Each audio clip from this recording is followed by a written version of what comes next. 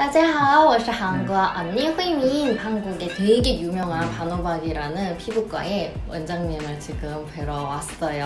안녕하세요, 원장님. 네, 안녕하세요. 저는 바노박이 피부과 성형외과에서 피부과를 대표하고 있는 반지영 원장이라고 합니다. 사실 한국을 대표하는 병원이라 할 수 있고요. 화장품에도 관심이 있어서 한 10년 이상 전부터 닥터자르트 자문의를 맡아서 하고 있고, 최근에는 이제 중국 브랜드 중에 프로야의 계열사인 한야의 또 고문의를 맡고 있기도 합니다.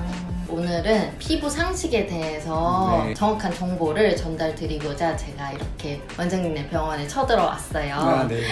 그런 거 있잖아요. 뭔가 얘기는 많이 들었는데 인터넷에서 많이 떠돌아다니는 얘기인데 이게 진짜인지 뭐 저희는 판단하기가 좀 어려워서 오늘 전문가분께 여쭤보려고 합니다. 첫 번째 가장 기본적인 질문으로 보통 집에서 스킨케어를 많이들 하시는데 가장 중요한 게 있다면 어떤 거를 보시겠어요? 네. 한 3가지 정도? 네. 핵심은 이제 말씀하셨듯이 한 3가지 정도만 기억하시면 됩니다. 첫 번째가 자외선 차단을 잘하는 게 굉장히 중요하고요. 이거는 흔히들 쉽게 할 수 있는 게 농부나 어부 같은 사람들 보면 피부가 거칠고 톤도 어둡고 그러잖아요. 이게 이제 광노화가 외인성 노화 중에서 햇빛에 의한 노화가 가장 중요하다는 겁니다. 그래서 제대로 된 자외선 차단제를 사용하는 게 너무나 중요하고요. 그리고 나서 이제 집에 돌아오면 햇빛에 의해서 뭔가 달궈진 피부를 진정시켜주는 게 굉장히 중요하고요. 중국 분들 마스크팩 좋아하잖아요. 특히 이제 뭔가 진정, 보습 기능이 있는 마스크팩을 냉장실에 넣어서 조금 차갑게 한 상태에서 바로 사용한 피부 온도도 떨어지면서 진정도 되고 항염작용이라고 뭔가 이렇게 햇빛에 의한 염증이 생기는 거를 최소화할 수가 있어요.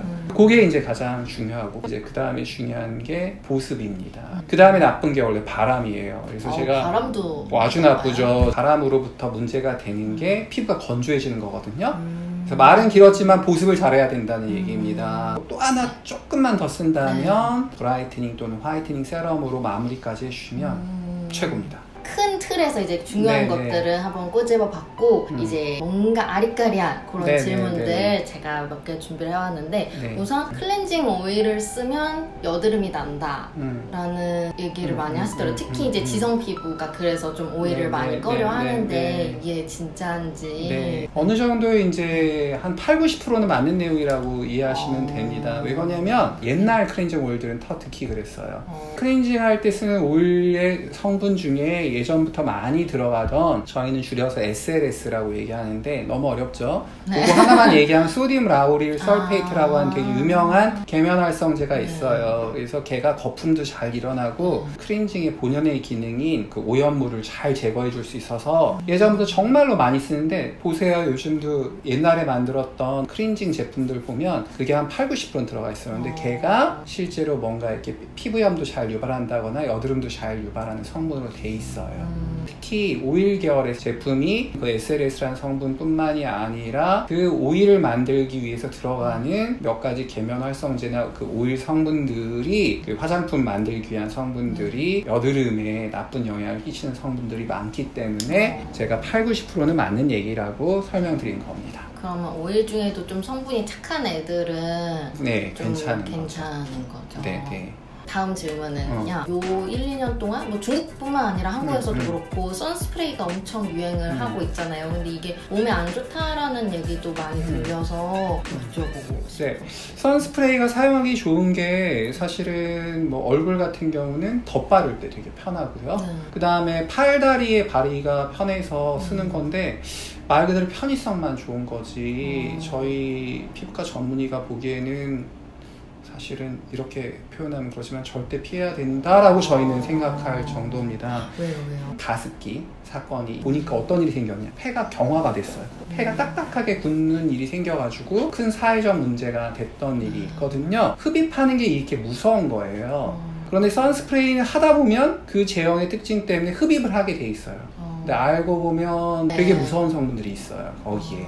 조금 하는 거야. 뭐 우리 몸이 스스로 뭔가 이렇게 회복하는 능력이 있어서 상관은 없겠지만, 많이 장기적으로 흡입하면 분명히 안 좋을 거라고 생각을 합니다. 또 되게 많이 여쭤보시는 게 모공에 엄청 관심이 많으세요. 네네. 핫팩을 하면 모공이 넓어진다는 소문이 있던데 이거 그건 사실 아니에요. 아 진짜요? 예, 코팩을 하면 도움이 됩니다. 그건 제가 자신 있게 말씀드릴 수 있습니다. 물리적인 그 떼어내는 것. 네, 그렇습니다.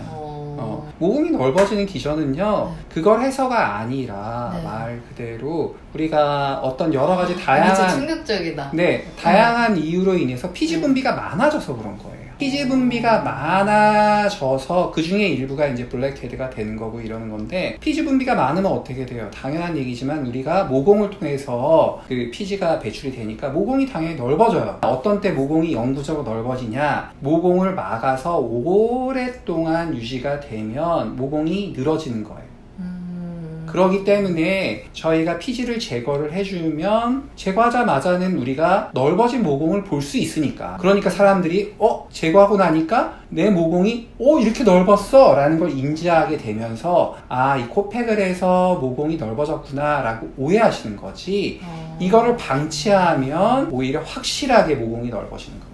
너무 저도 몰랐던 부분이어가지고 놀랬는데, 그 후에는 보통 모공을 다시 조여주는 게 필요하니까 차갑게 그냥 세안을 한다거나 해서 모공을 조여주는 게 가장 쉬운 방법이라고 할 수 있겠습니다. 그리고 보습을 꼭 하세요. 다시 가볍게. 한번 넓어진 모공은 줄어들 수 있는 거예요?